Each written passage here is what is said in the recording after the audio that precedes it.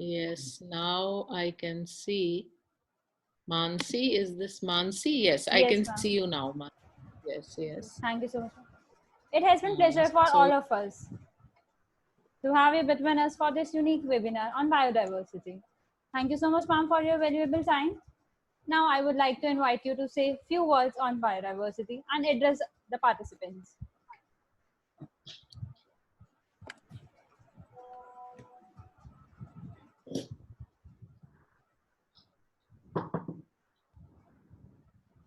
can you hear me? Hello? Yes, Hello? ma'am. Yes, Yes, ma'am. ma'am. I cannot hear you. Just a minute. Give me a minute.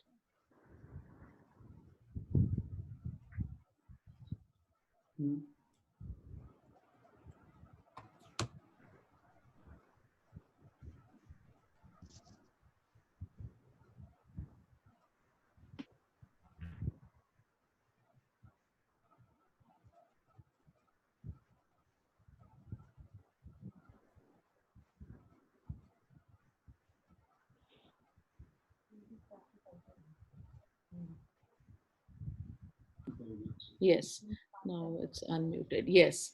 So, uh, good afternoon, everybody. Hello, can you Yes, hear Good me? ma'am. afternoon, ma'am. Yes, ma'am. Good Yes, yes. afternoon. Yes. So it's a very, very noble and appreciable effort that you all are putting in for biodiversity. As you all know, that it is a very, very important topic. Biodiversity, climatic changes, whatever is going on in the environment around us. So I'm very, very happy to know that you all are interacting with each other and exchanging very, very valuable opinions and views on this very relevant topic. So I congratulate and compliment all of you. And I do not wish to take too much of your time because you young students are going to talk on this very important topic of biodiversity. And I'm very much there in the webinars. So please carry on with your proceedings, and I'm there very much a part of you all. All the best. Thank you, ma'am. And Professor Vishal Thank you, Sharma, ma'am, for Ji, your ma'am. Ji, ma'am. Professor Vishal Sharma has taken this initiative and he has put in a lot of good work and good effort. And I'm sure that all of you, dear students, you are going to carry this tradition forward, and we'll be having many more such webinars in the near future. Congratulations, Dr. Vishal Thank you, Sharma. ma'am. Thank you very much, ma'am. Please carry on. Please carry on. Thank you, ma'am. Thank you. Thank you so much, Okay, ma'am. Mansi, carry on. Thank you, ma'am, for your enlightening words. We are highly honored to have you amongst us today. So the first speaker for session 3 of the webinar is Ashima.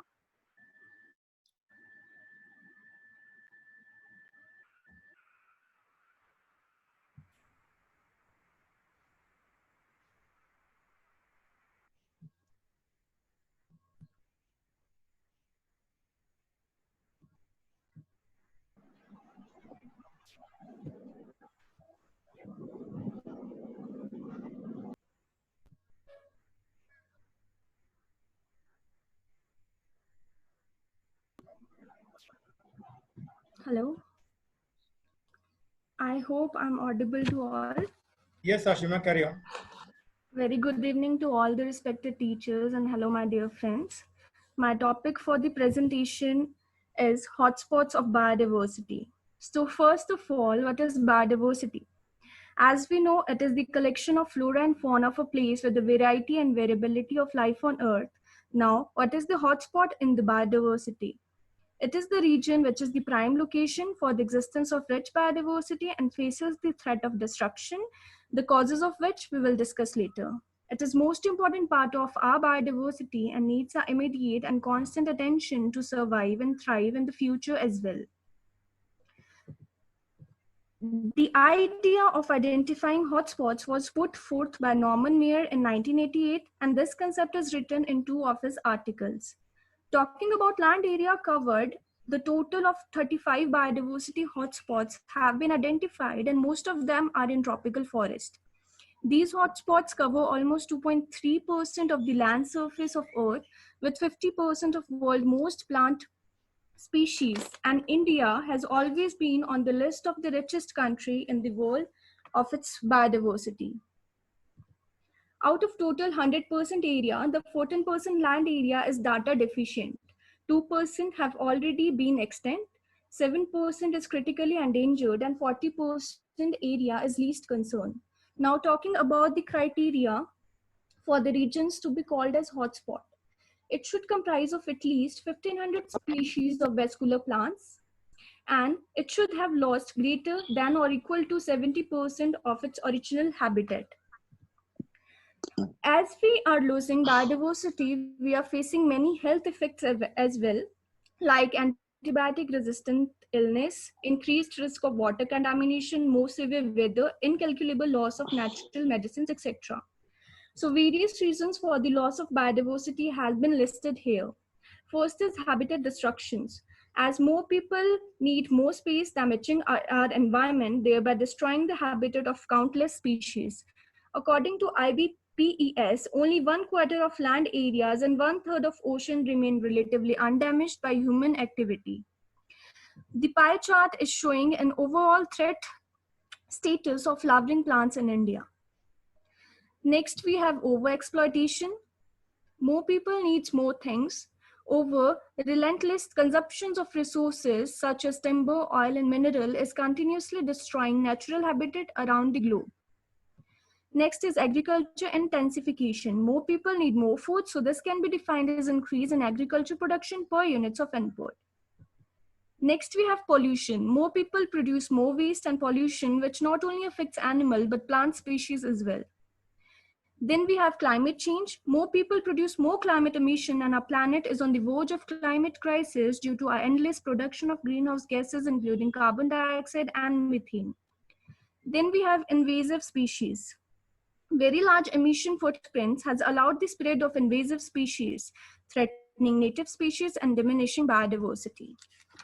Then we have the hotspots around the world. There are about 34 to 35 hotspots supporting nearly 60% of the world's plant, bird, mammal, reptile, and amphibian species with high share of endemic species.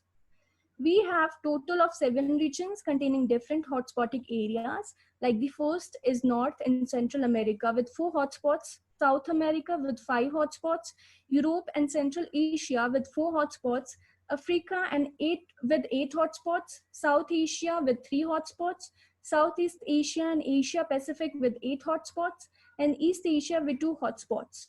These are the few images of the species found in hotspotic regions. We can see succulent carrow in the first image, and the last image we can see the pine oak woodland.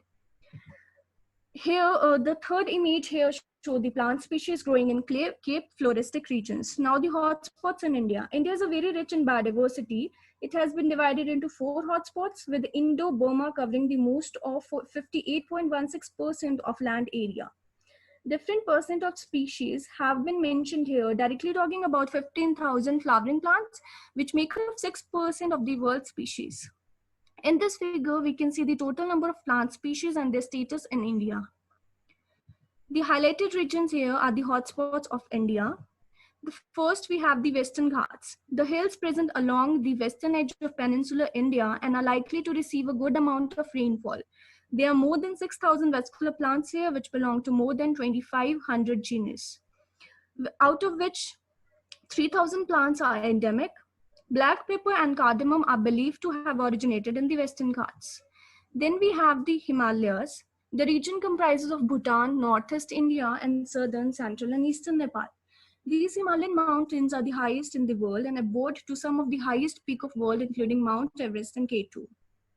Some of the major rivers in the world originate from the Himalayas. The Himalayas comprise of more than 100 mountains beyond 7,200 meters.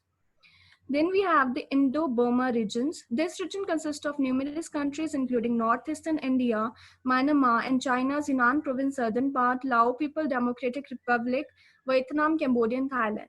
It is spread over a distance of 2 million square kilometers. Then we have Sundaland. This region lies in the Southeast Asia, includes Thailand, Singapore, Indonesia, Brunei, and Malaysia.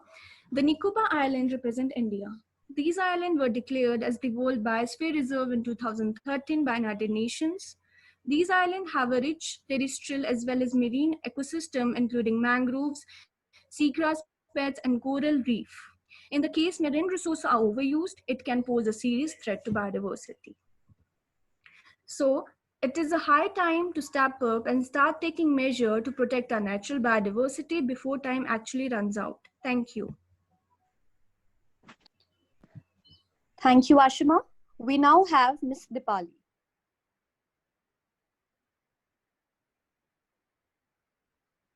Ashima's put forth some very, very good points, and she's, really covered some important aspects which need to be looked into so far as biodiversity is concerned. Thank you, Well done, ma'am. Ashima. Yes. Well Thank done. you.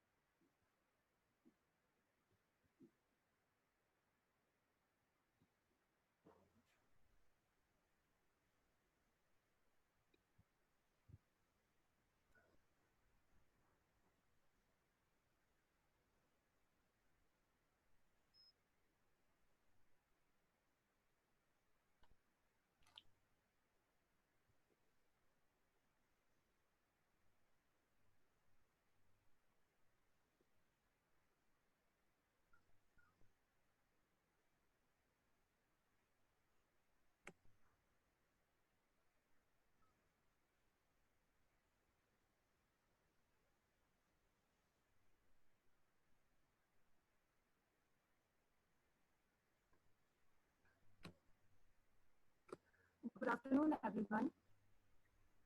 My name is Dipali, and the topic of my presentation is biodiversity and climatic change.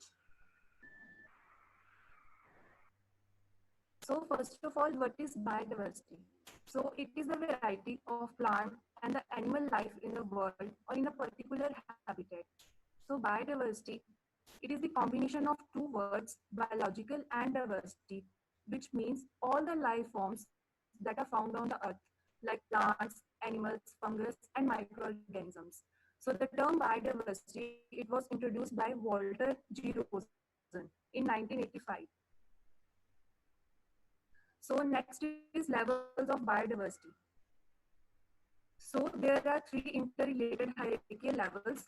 First is genetic diversity, second is species diversity, and third is ecosystem diversity. So genetic diversity, it means the differences in the DNA content among the individuals in a species or in a population. And the species diversity, it means variety in the number of the species in a particular area. Third is ecosystem diversity, which means the number and the variety of the ecosystems that are found in the earth. So first is genetic diversity, which means the number of genetic variations occurring within the species. The variations, they may be in alleles, total genes, or in the chromosome structure. So on this planet, there are different organisms which have different number of genes. Like mycoplasm, they have 450 to 700 genes.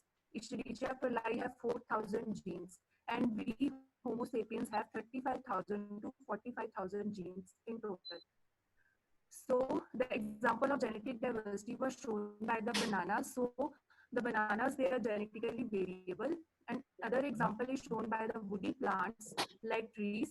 So the woody plants, they have more genetic diversity as compared to the vascular plants like grasses. So the second is species diversity. Species diversity means the variety of the species that are found in the area. And species diversity, it includes both the number of species and the abundance of species. For example, the Western Ghats, they have more amphibian species as compared to the Eastern Ghats. So here is a pie chart showing the percentage of the species present on the earth. For example, 1% are vertebrates, 4% fungus, and 7% butterflies, and so on. So next is ecosystem diversity. So the ecosystem diversity, it means the variations occurring in the ecosystem in a particular location. For example, deserts, rainforests, mangroves, coral reefs, estuaries, etc. So next we have biodiversity hotspots. So biodiversity hotspots, they are the regions that are both biologically fertile and they are highly threatened with the destruction. For example, the biodiversity hotspots are the forest habitat. So the forests, they face constant destruction and degradation due to pollution and deforestation.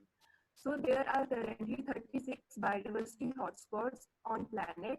So any area which has to qualify for a biodiversity hotspot must fulfill two criteria. First, they should have 1500 species of vascular plants and they should also contain the endemic species.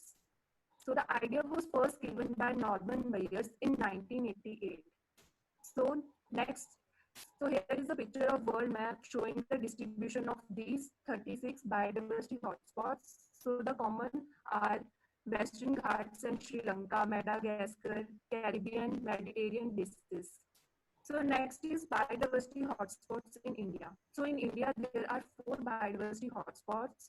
First is Himalayan, Western Ghats, Indo-Burma, and Sunderland. So here is a map of India showing the distribution of these 4 biodiversity hotspots. The orange one is showing the Himalayas, the blue one is showing the Indo-Burma region, green is showing the Western Ghats, and the red one is showing the Sunderland. So next is climatic change. So climatic change, it means any kind of undesirable changes occurring in the atmosphere. So climatic change is also called as global warming, which means rise in the average surface temperature. And the primary cause of the climatic change, it is burning of fossil fuels such as oil and coal and the emission of the greenhouse gases into the atmosphere. Other human activities like agriculture and deforestation, they also contribute to the greenhouse gases. So the greenhouse gases, they basically form a blanket over that in the atmosphere and they trap the heat and keep the earth warm. And the greenhouse gases includes carbon dioxide, methane and other gases. So here is a pie chart showing the percentage of the gases which are emitted from the human activities. Like 28% is supplied by the transportation, 28% from the electricity, 22% from the industry, 11% from the commercial residential areas, and 9% from the agriculture. So the next is the changes which has been observed in the past few years due to the climatic changes.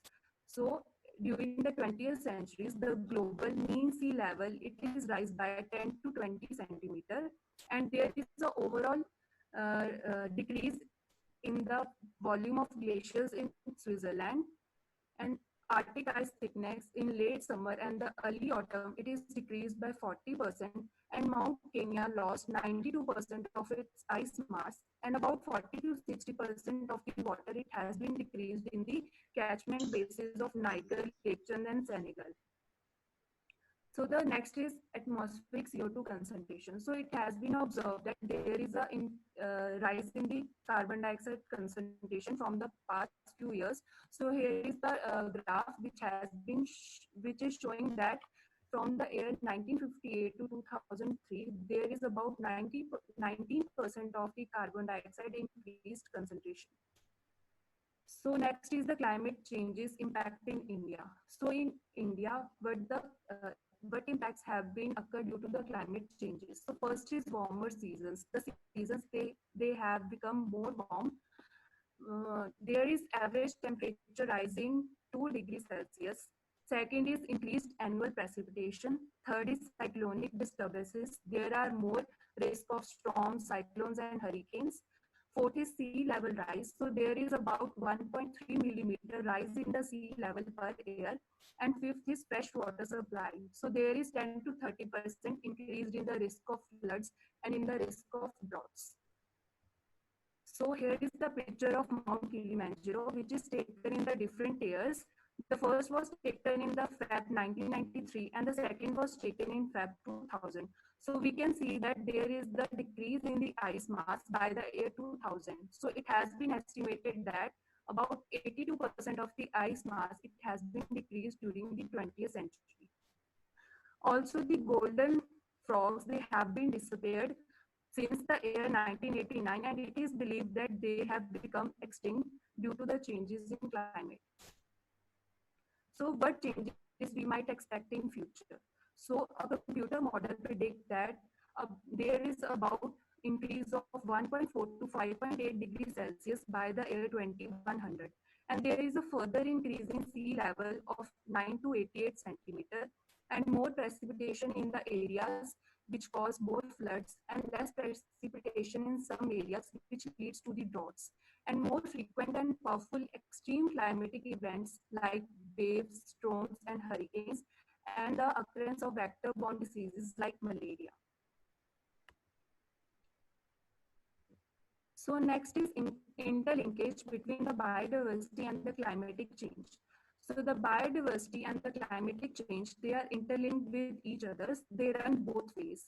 So if we maintain the biodiversity proper, it can reduce the impact of the climatic changes. For example, in the Arctic region, the shorter periods of the ice coverage, they endanger the polar bear habitat. And due to the climatic fluctuations in the North America, they reduce the population of planktons, which is the main source of food for the North American whales. So the next is warmer temperature in the Pacific regions. They also reduce the number of the male turtles because the sex of the turtles in these areas, they depend upon the temperatures. So with the warmer temperature, there is more number of the female turtles. And also the Australian Great Barrier Reef, it has lost up to 95% of its coral reef by the year 2050 due to the changes in ocean temperature. So the next is direct effect of the climatic changes on the plant processes. So the plant processes, they have been adversely affected with the climatic changes. So more than 50% of the variations occurring in the plant, they are due to the climatic differences. For example, the climate, they directly affect the physiological and the biochemical processes of the plants. Excess carbon dioxide in the atmosphere, it has the potential to increase the crop growth. And the elevated levels of carbon dioxide, they reduce the protein content of the wheat grain.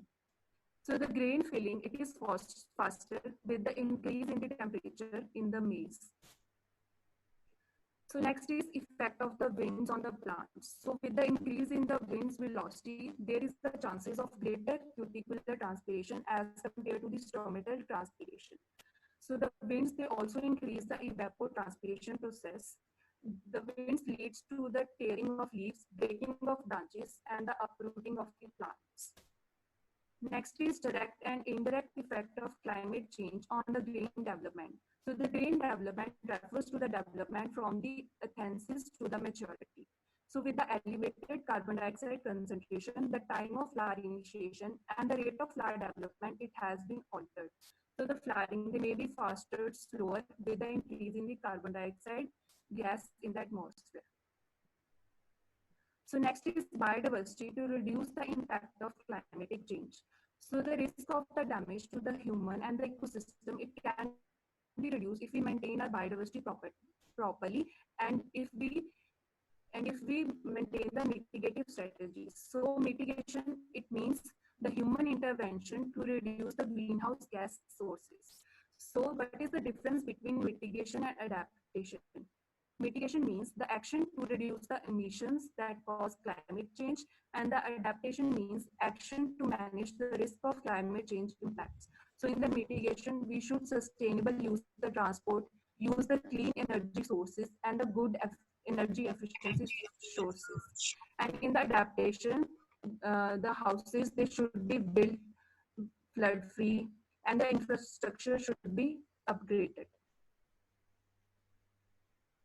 So the next is adaptation options. So there are two adaptation options, ex situ and in situ. In situ means inside the habitat. So it is the protection of the biodiversity of animals and plants within their habitat. For example, natural reserves, nature reserves, national parks, marine parks, and biosphere reserves. And the ex situ means outside the site. So it is the conservation of the biodiversity, plants and animals outside their habitat. For example, zoos, botanic gardens, seed banks, etc. So in the last, I would like to say that the biodiversity, it is the key for more variety. Biodiversity is worth more than gold. So keep our world colorful, preserve biodiversity. Thank you.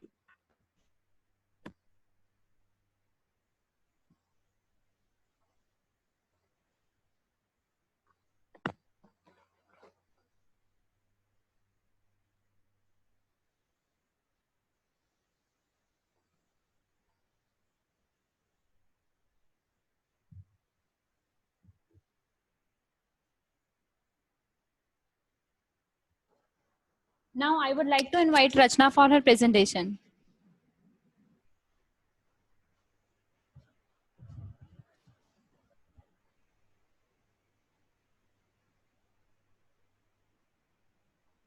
A very good evening to all the respected teachers and my fellow friends. My name is Rachna Thakur and my topic is biodiversity species.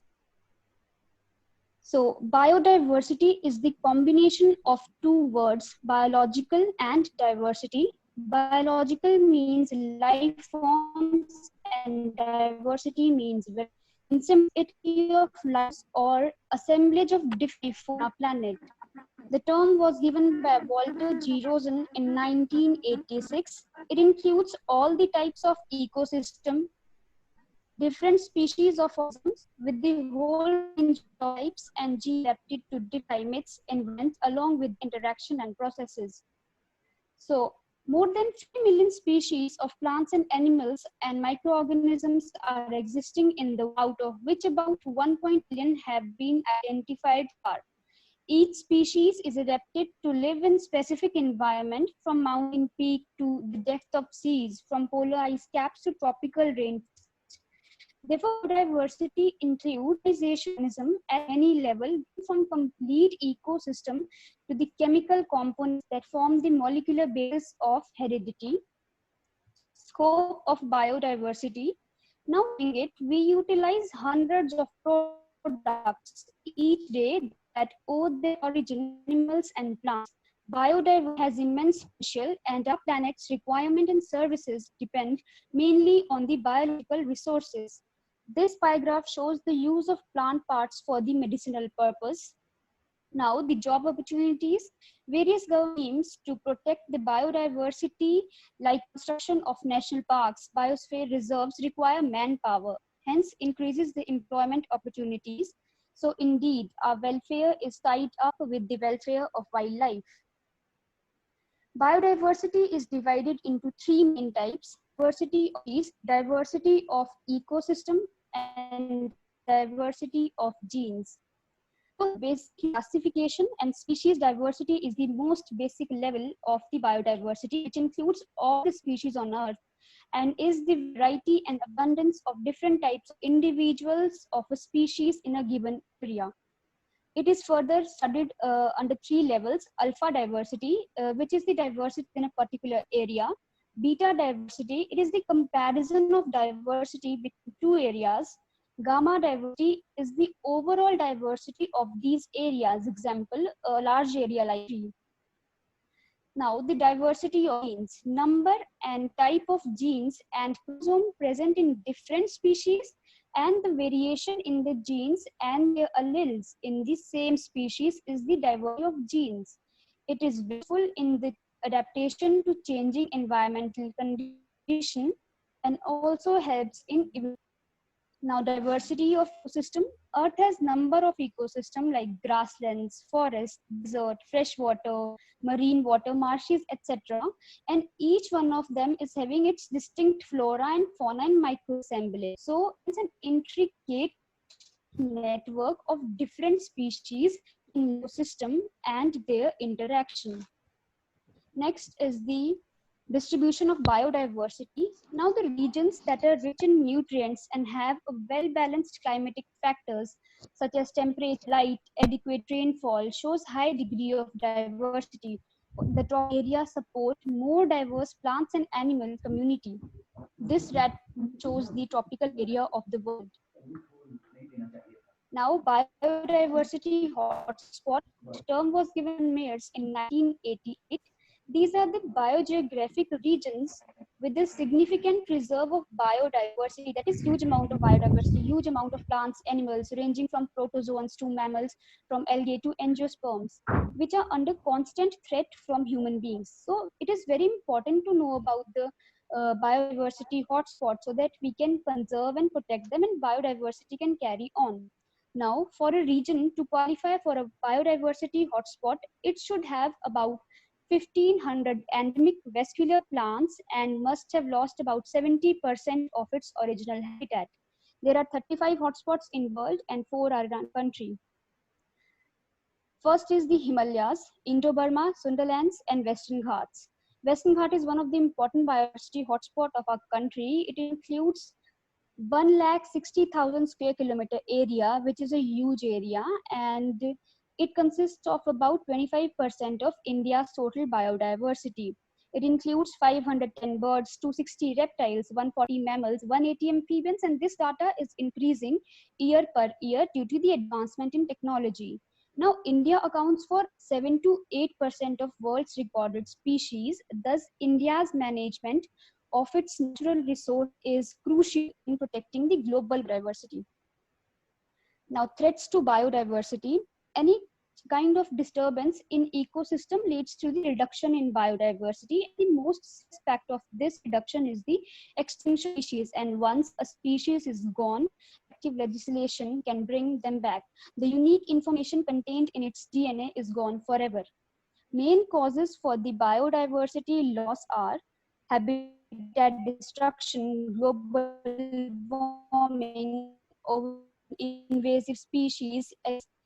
There now also that disturbance to biodiversity like floods, etc. But human activity is the major threat to biodiversity, and following are the chief causes.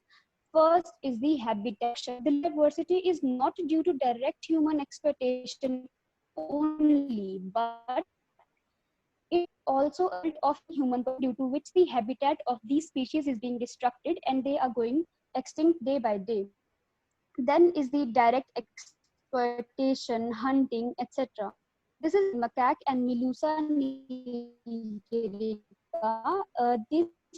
These are species which are in Nilgiri Biosphere Reserve due to habitat destruction. Invasive species like Casuarina eucalyptus, which we will study further.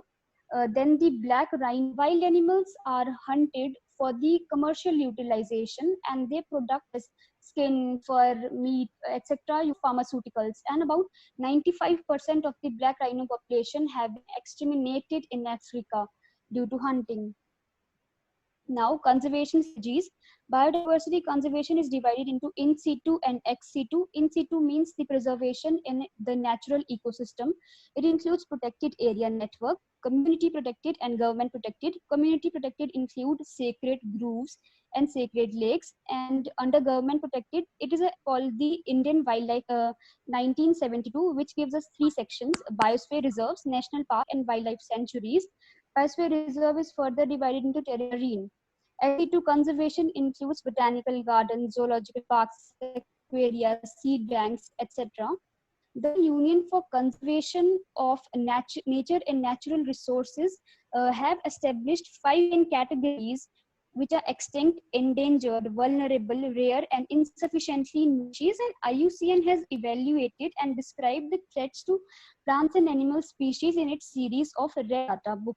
Preservation of plant genetic diversity. It includes gene bank, and preservation be done in the form of bulb, tissue, etc. Then the protected areas. This is the list of state-wide distribution of national park in a country, and these national park are under the governance of state government. Don't confuse the word national center government. Now, this is the state-wise distribution of percent area under wildlife sanctuaries, data of 2006. International Control Pollution, under which Earth is very famous, held in Rio de Janeiro in June 1992, Brazil. And the noteworthy feature of this summit was the linkage of environmental protection with the economic development of less wealthy countries. Man and Biosphere Program, this pioneered by UNESCO in 1971. It's mainly the construction of reserve throughout. Biosphere Reserve include three main areas: core zone,